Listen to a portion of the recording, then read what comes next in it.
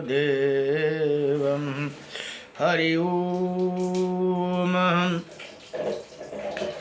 स्वस्ति श्री गणेशाय नमः। ओम श्री सरस्वती नमः। ओम श्री वेद पुरुषाय नमः। श्रीमातृपेतृचरण कमलेभ्यो नमः। ओम श्री गुरुचरण कमलेभ्यो नमः। समस्त कुलदेवता चरण कमलेभ्यो नमः। ओम समस्त पितृदेवता चरण कमलेभ्यो नमः। कृष्णं नारायणं वन्दे कृष्णं वन्दे व्रजप्रियं कृष्णं द्वैपायनं वन्दे कृष्णं वन्दे प्रीतासुतं वासुदेवं सुतः देवकं सचारुणमर्दनं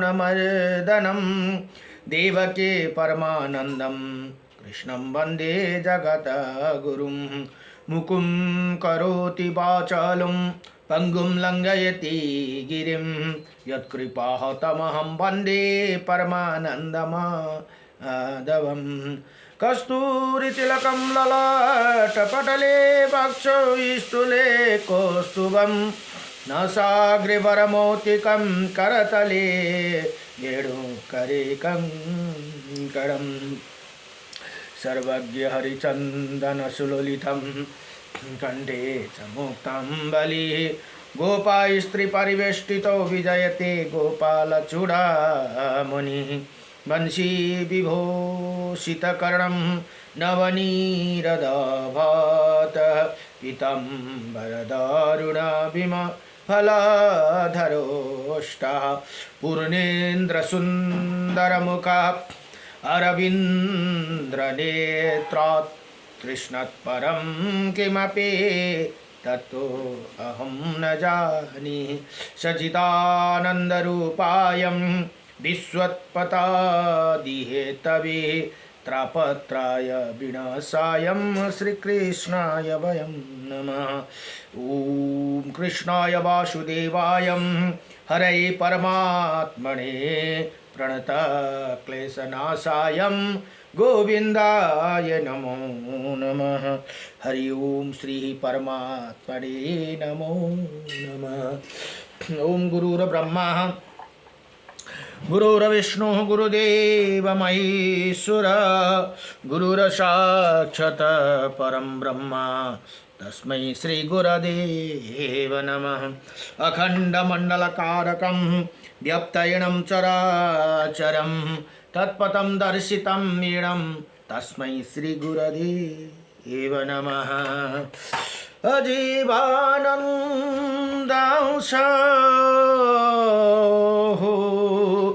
अजीवानंदांश गुरु को दरबार में अजीवानंदांश अजीवानंदांश गुरु को दरबार में सुख छैन छैन यो स्वार्थी संसार में औचानंद गुरु को दरबार में औचानंद गुरु को दरबार में गुरु को चरण माय गंगा यमुना सरस्वती नित्यवासी गुरु को चरण माँ सात समुंदर प्रकृति मुस्कुराओ गुरु हृदय माँ ब्रह्मा विष्णु शिव गुरु गुण गौशन सतगुरु कई अमृत वाणी सतगुरु कई अमृत वाणी आत्मालाई मोक्ष गराउँछन् आत्मालाई मोक्ष गराउँछन् सुख छैन छैन यो स्वार्थी संसारमा औचानन्द गुरुको चरणमा औचानन्द गुरुको चरणमा गुरुको दयाले बन्छ काम भक्तिले मिल्छ ज्ञान गुरुको दयाले बन्छ काम भक्तिले मिल्छ ज्ञान ब्रह्म ज्ञानको मोल बढेर भगवानमा लाग्छन् ध्यान। ब्रह्म ज्ञानको मोल बढेर भगवानमा लाग्छन् ध्यान। सुख छैन छैन छैन यो स्वार्थी संसारमा, आउँछ आनन्द गुरुको दरबारमा, आउँछ आनन्द गुरुको दरबारमा। ज्ञान सुमिरन अमृत पान अनाद नाद जलकार। ज्ञान सुमिरन अमृत पान अनाद नाद जलकार। पूर्ण गुरुको कृपा भएर बन्छ जीवन पार। पूर्ण गुरुको कृपा भएर बन्छ जीवन पार। सुख छैन छैन छैन यो स्वार्थी संसारमा, आउँछ आनन्द गुरुको दरबारमा, आउँछ आनन्द गुरुको चरणमा। जय जय श्री सतगुरु भगवानको जय। नमो भगवते वासुदेवाय नमः। ओम नमो भगवते वासुदेवाय। अथ श्री विष्णु अष्टविंशतिनाम स्तोत्रम्। श्री अर्जुनोवाच किं नो नामं सहस्राणि जपते च पुनः पुनः, यानि नामानि दिव्यानि तानि चक्षुष केशव। हि भगवान केशव भनेर अर्जुनले प्रश्न गर्नुहुन्छ। मनुष्य बार बार 1000 नाम जप किन गर्छन्, उसको दिव्य नामको वर्णन गर्नुहोस् भनेर यहाँ भगवान कृष्णसँग प्रार्थना गर्नुभयो भने श्री भगवान वाच मत्सम कुर्मं वराहं च वामनं च जनार्दनं गोविन्दं पुण्डरीकाक्षं माधवं मधुसूदनं पद्मनाभं सहस्राक्षं वनमाली हलायुधं गोवर्धनं हरिकेशो वैकुण्ठं पुरुषोत्तमं विश्वरूपं वासुदेवं रामनारायणं हरिं दामोदरं श्रीधरं च वेदंगं गणरोध्वजं अनन्तकृष्ण गोपालं जपते नास्ति पातकं गावं कोटिप्रदयनस्य अश्वमेधस्य च कन्यादानं शास्त्रं फलं प्राप्नोति मानव अमावास्यया पूर्णिमास्यम् एकादशं तथैव च संध्याकाले स्मरे नित्यं प्रातःकाले तथैव च मध्याह्ने च जपे नित्यं सर्वै पाप प्रमोचति। यहाँ भगवान कृष्ण भन्नुहुन्छ हे अर्जुन यी जम्मा 28 वटा नाम छन्। यी नाम जप गर्ने पुरुषको भित्र पाप रहँदैन। उसले 1 करोड गौदान भने 1000 कन्यादान र 100 अश्वमेध यज्ञ र 1000 कन्यादान गरेको फल प्राप्त गर्दछन्। औँसीमा तथा पूर्णिमा तथा एकादशी तिथिको नभए प्रतिदिन, सन्ध्या भनेको बेलुका, प्रात भनेको बिहान र मध्याह्न भनेको दिउँसो यिनै समय यो नाम स्मरणपूर्वक जप गर्यो भने सम्पूर्ण पापदेखि मुक्ति हुन्छ भने। हेर्नुहोस् हाम्रोमा टाइम हुँदैन है, 1000 नाम जप गर्नुलाई पुरा टाइम लाग्दछ भने यहाँ कति पनि छैन, 28 वटा नाम छ, 5 मिनट पनि लाग्दैन। यो नाम हामीले सधैँ याद गऱ्यौँ भने हामीले दिनभरि गरेको कर्मबाट हामी पापबाट मुक्ति हुन्छौँ भनेर यहाँ बताइएको छ। अब जम्मा 28 वटा नाम छ है, सजिलो आँखा चिम गरेर 1-2 खेप गाएपछि कण्ठस्थ भइहाल्छ।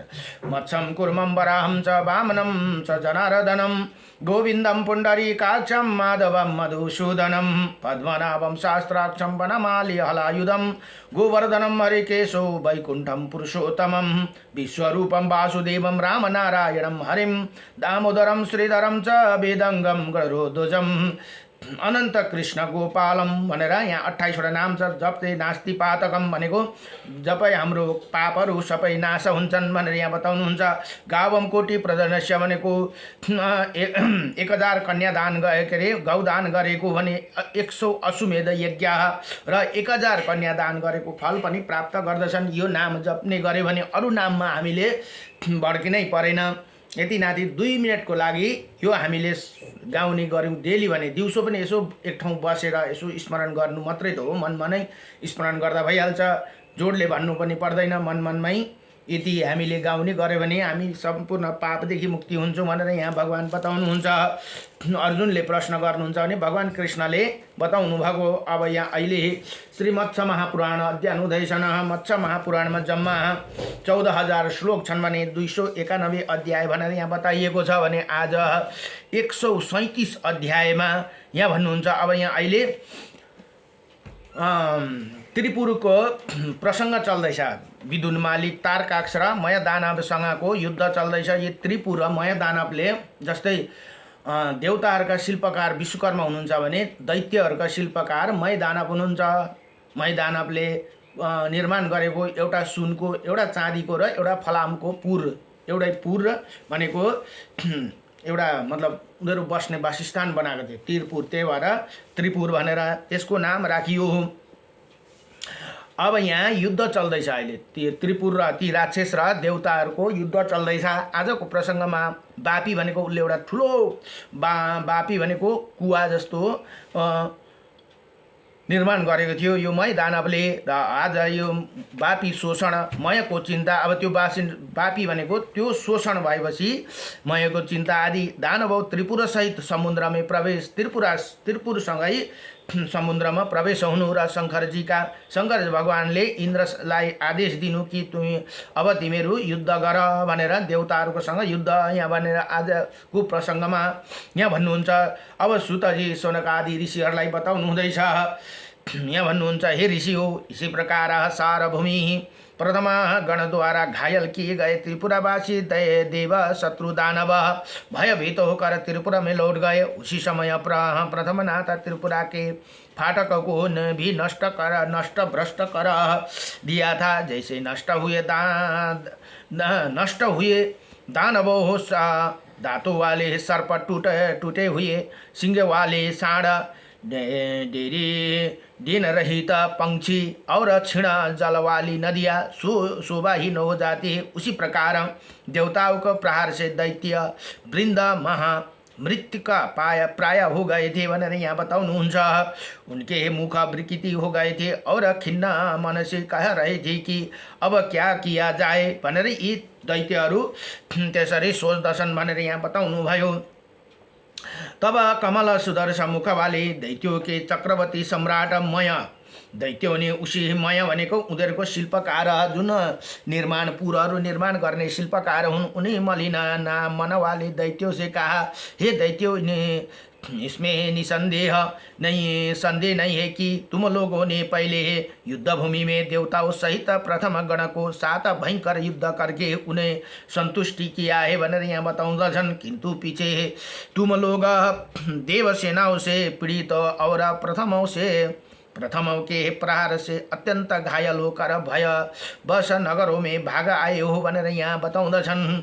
निसंदेह देवगण प्राकट्य रूप में हम लोगों का अप्रिय कर रहे हैं, इसी कारण मैं महान भाग्यशाली दैत्य इसी समय भागकर पर्वतीय वनों में छिप रहे भनेर यहाँ बताउँदछन्। यी मैदानवले भन्दैछन्, अहो काल का बल महान है, अहो ये काल किसी प्रकार जीत नहीं जा सकते भनेर यहाँ बताउँदछन्। काल का ही प्रभाव से त्रिपुर जैसे दुर्गा भनेको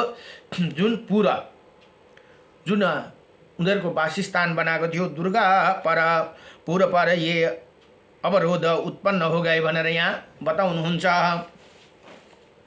अब भन्नुहुन्छ, मेघा की भांति ही ककड़ते हुए माया ने इसी प्रकार विवाह विषाद करने पर सभी दैत्यों उसी प्रकार निस्तेज हो गए और चंद्रमा के उदय होने पर अन्य ग्रह मलिन हो जाते हैं भनेर यहाँ बताउनुहुन्छ। अब भन्नुहुन्छ, इसी प्रकार वर्षकालीन मेघ की तरह शरीरधारी बाबली के रक्षक दैत्य यमराज के सुदर्शन भयंकर मय के निकट आकर हाथ जोड़कर अभिवादन करके खड़े हो गए भनेर यहाँ बताउनु भयो। और इसी ही प्रकार बोले, हे दैत्य नायक, अपने अमृत रूपी जल से भरी हुई जिस गुप्त बावली का निर्माण किया था, जो नील कमला वन से व्याप्त थी तथा जिसमें मछलियों और विभिन्न प्रकार के कमल भरे हुए थे, उसे वृषभ रूपधारी किसी देवताओं ने पी लिया भनेर यहाँ बताउनु हुँदैछ। इसी समय वो बाबली मूर्छित हो सुंदरी स्त्री की भांति देख रही है भनेर यहाँ बताउँदछन्। बाबली के रक्षकों की बात सुनकर दानवराज मय दानव कष्ट है ऐसे कई बार कहा कर दैत्यों से इसी प्रकार बोले, हे दानवों, मेरे द्वारा माया के बल से रची हुई बाबली के यदि किसी ने पी लिया हो तो निश्चय समझो वो हम लोग नष्ट हो गए भनेर यहाँ ती मायाले अरू दैत्यहरूलाई सम्झाउँदछन्। और त्रिपुराको भी गायब हुआ ही सम्झो भनेर यहाँ भन। त्यो बाबली यदि कसैले पिएर त्यो निष्फल भयो भने अब सम्झिनु तिमीहरूको पनि अब नाश हुनेछ र यो जुन त्रिपुर छन् त्यो पनि भस्म हुनेछन् भनेर मयलाई थाहा भयो। मय दानवलाई जसले बनायो, जो देवताओं बार बार मारे गए दैत्यों का जीवन दान देती थी वही बाबली पी ली गई। यदि वो सचमुच पी लिया गया तो निश्चय उसे पीताम्बरधारी विष्णु ने ही पिया होगा भनेर यहाँ बताउँदछन्। भला गदाधारी अजय विष्णु को छोड़कर दूसरा कौन ऐसे सामर्थ्य है जो मेरी माया द्वारा गुप्त एवं अमृत रूपी जल को भरी हुई बाबली को पी सकेगा भनेर यहाँ मय दानवले अरू ती तारकाक्षलाई बताउँदछन्। भूतल पर दैत्यों के गुप्त और गुप्त बातों विष्णु से अज्ञात नहीं है। मेरे वर प्राप्ति की कुशलता जिससे विद्वान लोग नहीं जान सके उससे विष्णु भगवान से छिपी नहीं, विष्णु से छिपी नहीं भनेर यहाँ ती मय दानवले बताउँदछन्। हमारा ये देश सुंदर और समतल है, ये वृक्ष और पर्वतों से रहित, फिर भी मरुतगण इसे नूतन जल से परिपूर्ण करने हम लोग बाधा पहुँच रहे हैं। इसीलिए यदि तुम लोग स्वीकार हो तो हम लोगों को सागर से ऊपर स्थिति हो जाओ भनेर यहाँ बताउँदछन्। और वहाँ से प्रथमों के वायु के समान महान वेग को सहन करो। सागर की उस बड़ा बाढ़ में इनका सारा उद्योग उत्साहीन हो जाएगा और उसी विशाल रथ का मार्ग रुक जाएगा। इसलिए युद्ध करते समय, शत्रुओं को मारते समय और भयभीत होकर भागते समय हम लोगों के लिए ये सागर आकाश की ही भांति शरणदाता हो जाएगा भनेर यहाँ बताउँदछन्। ऐसे कहकर दैत्यराज मय दानव तुरंत ही त्रिपुरा सहित नदियों के बंधु स्वरूप सागर की ओर प्रस्थित हुआ भनेर यहाँ बताउनुहुन्छ। फिर अब यहाँ भन्नुहुन्छ तब तो फिर श्रेष्ठ त्रिपुर नामका नगर अगाध जल वाले सागर के ऊपर मंडराने लगा। उसी फाटक और आभूषण आदि सहित तीनों पूरा यथास्थान स्थित हो गए। अब समुद्रमा पसेपछि एउटै लाइनमा तीनटा पूरा लाइनै बसे भनेर यहाँ बताउनुहुन्छ। त्यो जब एउटै लाइनमा त्रिपुर लाइन हुन्छ तब मात्रै त्यसलाई नाश गर्नु सकिन्छ भनेर ब्रह्माजीले यस्तै वरदान दिनुभएको थियो। इसी प्रकार त्रिपुरा के दूर हट जाने पर त्रिपुरा भगवान शंकर ने वेदवादों में निपुण ब्रह्मा से इसी प्रकार कहा, हे ऐश्वर्यशाली पितामह, दानवगण हम लोगों को भली भांति डरे गए हैं, इसीलिए वो भागकर विशाल सागर की शरण में चले गए भनेर यहाँ बताउँदछन्। अब ब्रह्मा जी भन्नुहुन्छ, हे पितामह, त्रिपुरा सहित ये दानव जिस मार्ग में गए उसी मार्ग में आप शीघ्र ही मेरा रथ को वहाँ पहुँचाइए भनेर अब यसमा सबै देवताहरू मिलेर सारा ब्रह्माण्डका सृष्टि मिलेर एउटा रथहरू निर्माण गरेका छन्। जुन त्यो रथमा चढेर शिवजीले त्रिपुरलाई नाश गर्नुहुन्छ भने ब्रह्माजी ती रथका सारथी हुनुहुन्छ। यहाँ भगवान भन्नुहुन्छ, हे ब्रह्माजी, यो जहाँ त्रिपुर गयो समुद्रमा तिनीहरू एक लाइन भए त्यहाँ मलाई लगेर खडा गर भनेर यहाँ बताउँदछन्। तब आयुधधारी देवगण हर्षपूर्वक सिंहनाद करके और उसी देवरथ चारों ओर से घेरकर पश्चिम सागर की ओर चल पड़े भनेर यहाँ बताउनु भयो। तत्पश्चात देवगण देवश्रेष्ठ भगवान शंकर को चारों ओर से घेरकर सिंहनाद भनेको सिंहको जस्तो गर्जना करते हुए शीघ्र ही दानवों को निवास स्थान सागर की ओर प्रस्थित हुए भनेर यहाँ बताउनु भयो। वहीं पहुँचने पर सुंदर पताकाओं से वशीभूत तथा ढोल नगर और शंकर के शब्दों को निनादित त्रिपुरा को देखकर अनेकों सेनाओं से संपन्न देवगण बादलों की तरह गर्जना करने लगे। उधर असुर श्रेष्ठ मया के पूरा में जो दानव सिंहनाद के साथ साथ मेघ गर्जना के सुदर्श मृदंगों का भयंकर एवं गंभीर शब्द हो रहा था भनेर यहाँ बताओ। जो क्षुब्ध हुए हुए महासागर की गर्जना के समान प्रतीत हो रहा था। तदंतर देवताओं के आश्रय स्थान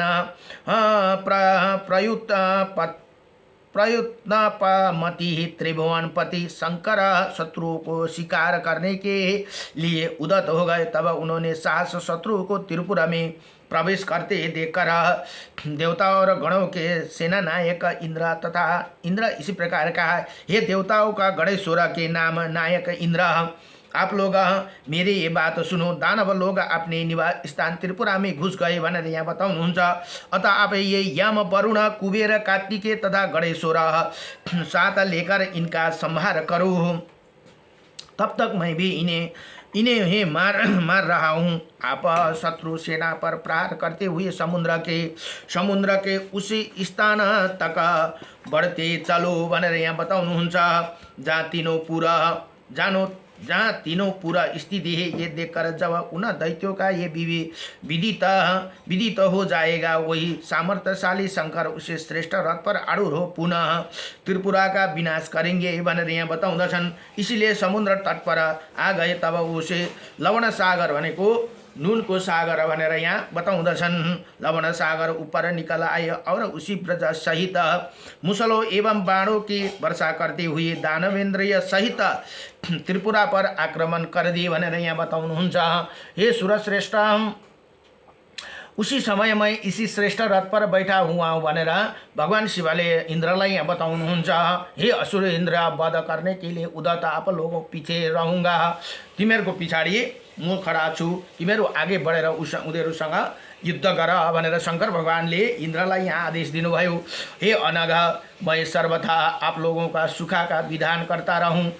इसी प्रकार शंकर के वचनों को प्रेरित होकर 1000 नेत्र वाले इंद्र, जिनके नेत्र प्रफुल्ल कमल के सुदर्शन सुंदर थे, त्रिपुरा के विनाश की इच्छा से उदत होकर आगे बढ़े भनेर यहाँ बताउनुहुन्छ। यहाँ के भनेर सम्बोधन गरे नि 1000 नेत्र वाले इंद्र।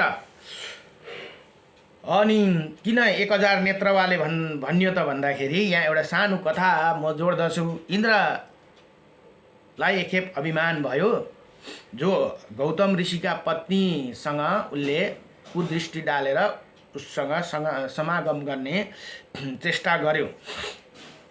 गौतम ऋषि बडो तपस्वी हुनुहुन्थ्यो। माता अहिल्याको नाम बडो दिव्य छ, अहिले पनि अब कहीँ रामायणमा पुरा चर्चा हुन्छ। त्यसले इन्द्रले छल गरेर के गरेछन् भने उसलाई चन्द्रमालाई भने तिमीले आज छिटो उज्यालो बनाइदियो है, मेरो कार्य गर भनेर गए। अब बिहान ब्रह्मा मुरादमा उठ्ने बानी थियो गौतम ऋषिका। बिहान उठेर उनी अहो उज्यालो भएछ भनेर स्नान गर्न गए नदीमा। त्यही दाउ पारेर इन्द्र ती अहिल्याकै गौतम ऋषिकै यो बनाएर वेशभूषा बनाएर गएर अहिल्या माता अहिल्यालाई उनले टच गरिदिए। टच गरेपछि के भयो भन्दा अब यी पतिव्रता स्त्रीको जो आफ्नो पति छोडेर अर्को मरदलाई टच गरिन्छन् नि, त्यो पतिव्रता धर्म भङ्ग हुन्छ। अथवा उसँग त अब उनले छोइदिए, मतलब उनीसँग गएर उनी सुतेको पनि शास्त्रमा बताइएको छ। त्यसकारण आएर भरे उ निक्लिँदै गर्दा उताबाट गौतम ऋषि पनि फर्केर आउँदा दैलामा झम्काभेट भयो। गर्दा त मेरै भेषमा छ, यसो अब त्रिकालदर्शी हुनुहुन्छ उहाँहरू त आँखा चिम गरेर यसो हेर्दा त इन्द्र छ। तत्कालै श्राप दिनुभयो, हे इन्द्र त एकदम स्त्री लम्पट भई तेरो शरीरमा 1000 योनि हुनेछ भनेर श्राप दिनुभयो गौतम ऋषिले। अनि त्यति इन्द्रलाई दिइसकेपछि अब उता माता अहिल्यालाई पनि श्राप दिनुभयो। उनको गल्ती त थिएन, तर पनि तिमी पनि इन्द्रियलाई तिमीले संयम गर्नु सक्यौन। यो बिहानको हेर्नुहोस् ब्रह्मा मुहूर्त भनेको यस्तो समय हो, त्यो टाइममा हामीले यस्तो गलत काम गर्नु हुँदैन भनेर त्यतिखेरै यस्तो गलत काम तिमीले गर्यौ भनेर तिमी पत्थर भइहालोस् भनेर श्राप दिनुभयो। हेर्नुहोस् है, यो सत्ययुगकै कुरा हो। त्यहाँबाट कति त्रेतासम्म पत्थर भएर रहनु पर्यो। पछाडि भगवान राम विश्वामित्रले जहाँ जनक राजाको धनुष यज्ञमा लिएर जाँदै गर्दा बाटोमा भगवान रामको चरण धुली पाएर माता अहिल्या फेरि जीवित हुनुभएको कथा हामीले रामायणमा आउँछौँ। त्यही कारण अब यी इन्द्रलाई के भयो त भन्दा एक शरीरमा 1000 योनि भएपछि त ऊ त हिँड्नै सकेनन्, कसरी देखाएर हिँड्नु अर्कालाई। त्यहाँबाट तत्काल गएर जो गौमती नदी गोदावरीमा गएर तपस्या गरे। त्यो योनि चाहिँ बादमा तपस्या गरेपछि वरदान पाएर, तपस्याबाट वरदान पाएर योनिको जग्गामा 1000 आँखा भए भनेर कथा आउँदछ। त्यही भएर यहाँ 1000 आँखावाले भन्दा चाहिँ मैले त्यो कथा अलिकति जोडेँ। यसमा छैन त्यो कथा, यो शिवपुराणमा पनि आउँछ। 1000 नेत्रवाले, त्यही 1000वटा योनि जुन श्राप पाएका थिए त्यो चाहिँ पछाडि उनले तपस्या गरेर फेरि गौतम ऋषिसँगै प्रार्थना गरेपछि उनले 1000 योनिकोबाट 1000 आँखा भनेर वरदान पाएको भनेर कथामा आउँदछ। र यति भनेर श्रीमत्स्य महापुराणको त्रिपुरा क्रमण नामका 137 अध्याय सम्पूर्ण भयो। नमो भगवते वासुदेवाय, हरे परमात्मने नमः, प्रणत क्लेशनाशाय गोविन्दाय नमो नमः, सच्चिदानन्दरूपाय विश्वोत्पत्यादिहेतवे त्रापत्राय विनाशाय श्रीकृष्णाय वयं नमः। श्रीकृष्ण गोविन्द हरे मुरारी, हे नाथ नारायण वासुदेवम् अनंत वैकुंठ मुकुंद कृष्ण गोविंद दामोदर माधवेति। नमो भगवते वासुदेवाय नमः।